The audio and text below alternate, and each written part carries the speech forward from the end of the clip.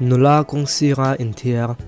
December ni somni pakua sang ni la som pakua khan Singapore highway north side of Johor an tia chuan nula pakhat in thiar lai chu mipa pakhat hian alo hup rat lai video lak fu ania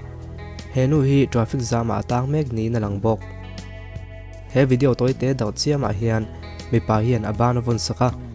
ma se apui ta sa ni chuan puan vela khu om tak kha a khul emang bok si rawa amai ro chu he video clip hi reilo te chungin Facebook atanga remove le wat tu ngati ani wangin remove le wat ania ma se WhatsApp le social media danga adar man ta viawa ma se makve tak main henu hi thiam lo a in thiam tu an tam jok tak dai thung a chan chu traffic jama a om na hmuna hian hanin thiang mai na tu om I kholowa chu wangin adem om khon love ati te mo mai nang enge ngai ve dan le sang ni la som ni tong chuan China le India mi tan chuan Malaysia jin turin visa angai don to lo ni he dan hi January ni khat sang ni la som ni tonga man tran tur ni in December ni som ni poriat sang ni la som pakwa khan he thu hi pon zar ania ama ro chu ni som panga aya gai jam phal lo ni in register ngai no chu om ve no lona in airport phal bi ka tang chawa lu thei ani don wangin du thona chuan thei don lo tina ni chu anin register chunga thathum chungan jin lo chuan in register thot le ngai dona tin ni somli panga gal phato chuan jin non le du maila a theingot don lowa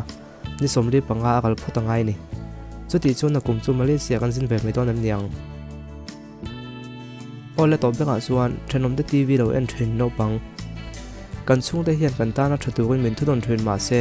an du lo anga hi cha kom thin YouTube lama he no pang hian pon lama thir deuh lai an no the dera chiang zo kan en chen chuan an thenom de TV lo en ani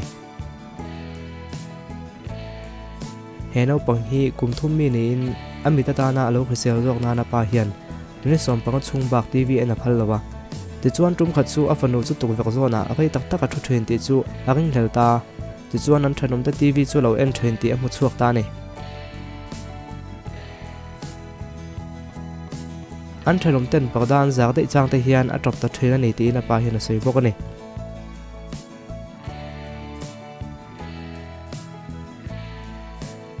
ole khol bom chane la thlir to zong te thubeng vak thak tak nen ka dim hulai bak don nia